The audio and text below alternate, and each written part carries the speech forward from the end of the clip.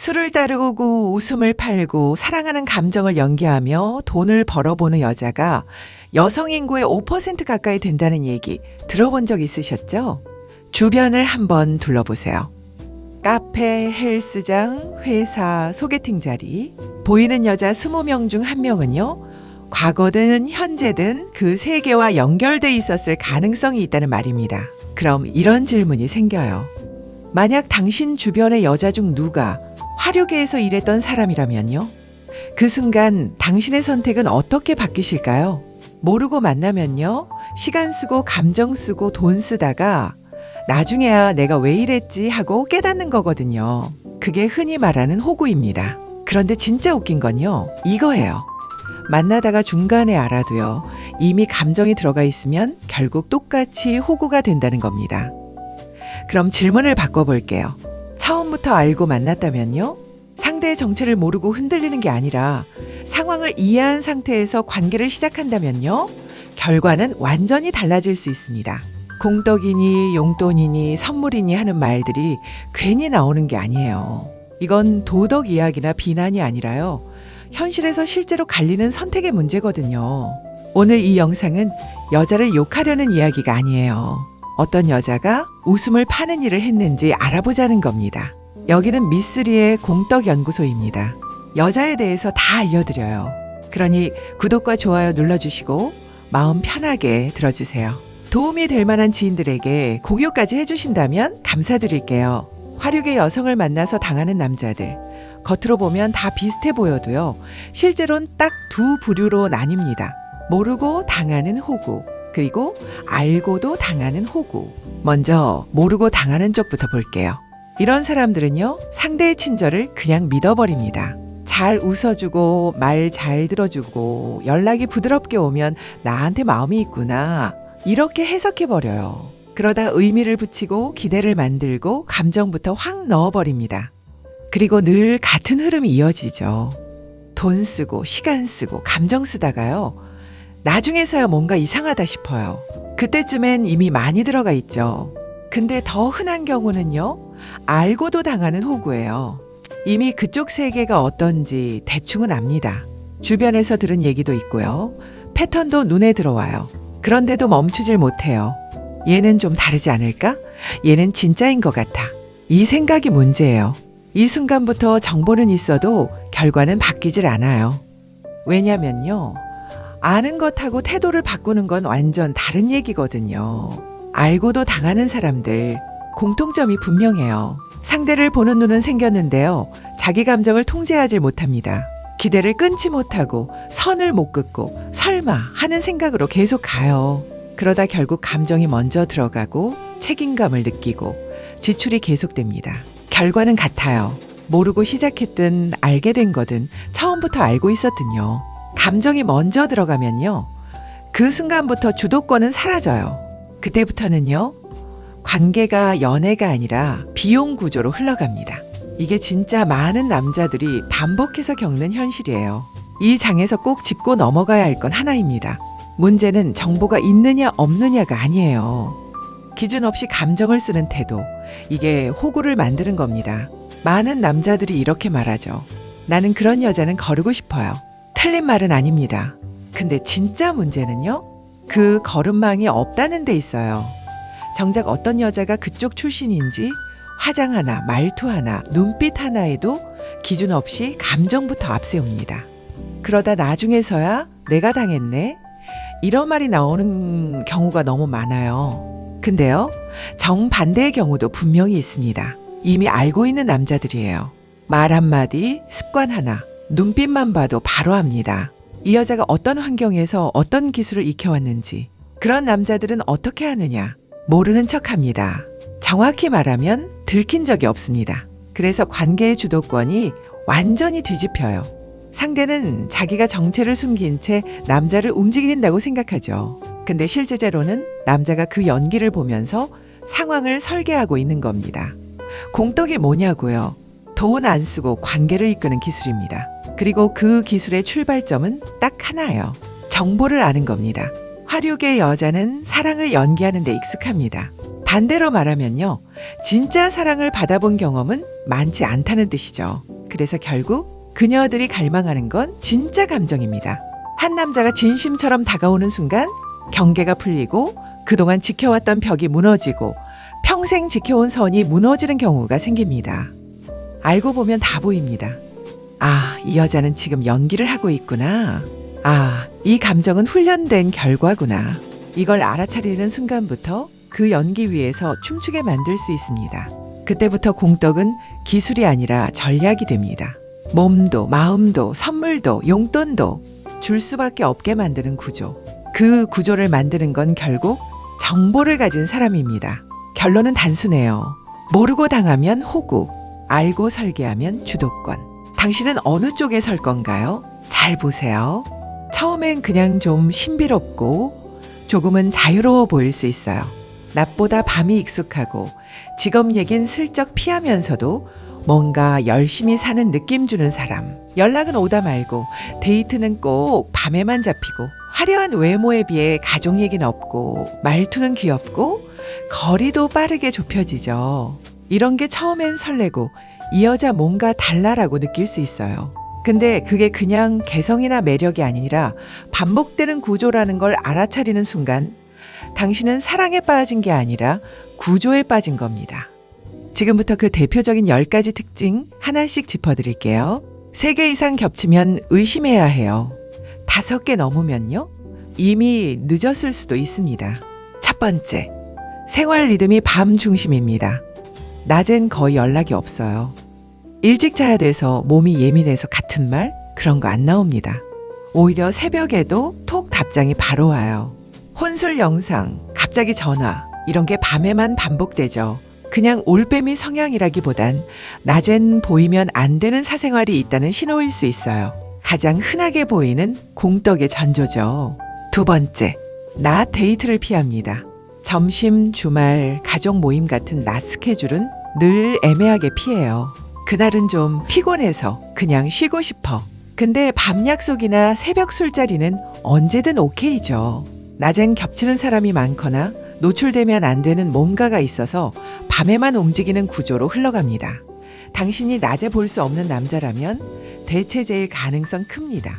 세 번째, 직업 설명이 흐릿해요. 프리랜서야, 쉬는 중이야. 여러 가지 해 같은 말 많이 하죠. 자세히 물어보면 대답 회피하거나 기분 나빠하는 반응 나옵니다. 정작 구체적인 일 얘기는 없고 바빠서 못 봐 같은 말만 반복되면 그건 말하고 싶지 않은 게 아니라 숨겨야 하는 구조일 수 있어요. 네 번째, 연락이 갑자기 끊기고 다시 폭발적으로 쏟아져요. 잘 지내다가 갑자기 며칠 잠수, 그러다 톡 폭탄, 음성 메시지, 감정 섞인 장문 카톡이 밀려옵니다. 이건 단순한 감정 기복이 아니에요. 자기 상황, 시간, 에너지 배분에 따라 조절되는 패턴이에요. 상대의 감정을 태우는 구조, 그게 이 시그널의 정체죠. 다섯 번째, 소비 수준과 수입 설명이 전혀 안 맞습니다. 명품, 고급 술, 호텔, 차 이런 소비는 눈에 띄는데 수입 얘기는 흐릿해요. 요즘 쉬는 중이야. 수입은 들쑥날쑥해. 이런 구조는 돈을 어디서 어떻게 받는지 밝히기 곤란하다는 뜻이에요. 여섯 번째, SNS에 사람은 없고 장소만 있어요. 스시 오마카세, 호텔 침대, 고급 바 이런 사진만 올리면서 누구랑 있는지는 철저히 비밀입니다. 혼자 갔다기엔 뭔가 어색하죠? 누구랑 갔는지는 감추고 분위기만 남기는 건 외로움 어필 같은 미끼일 수도 있어요. 일곱 번째, 감정 기복이 크고 선 긋는 속도가 빨라요. 우리 좀 거리 두자. 편한 오빠로 남고 싶어. 갑자기 예민해지다가 다음 날엔 다시 아무 일 없던 듯 굴어요. 이건 감정이 아니라 수위 조절 기술입니다. 당신은 감정 소비만 하다 끝날 수도 있어요. 여덟 번째, 스킨십에 거부감이 없고 속도가 빠릅니다. 첫 만남부터 손잡고 팔짱 끼고 포옹까지. 오빠 왜 안 와? 보고 싶다. 같은 멘트는 기본이죠. 처음엔 나한테 마음 있나 보다 싶지만 그게 구조라면요? 빠르게 식기도 마찬가지입니다. 아홉 번째, 말투가 유아틱하고 애교가 과합니다. 오빠 아앙에서 밥 맛있어요에서 이런 톤 반복되면 귀엽기보단 피곤해져요. 말투가 감정이 아니라 장르가 된 느낌. 이렇게 해야 남자가 반응한다는 걸 너무 잘 아는 거죠. 그건 연애가 아니라 기술일 가능성이 큽니다. 10번째, 가족, 지인, 친구 얘기가 거의 없습니다. 집엔 잘 안 가요. 엄마랑은 연락 잘 안 해요.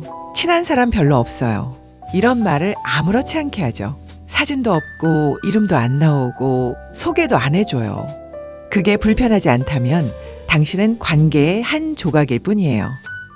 지금까지 말한 10가지, 하나하나는 별거 아닐 수 있습니다. 근데 3개 이상 겹치면 그건 이미 경고입니다. 5개 이상이면 확신이에요.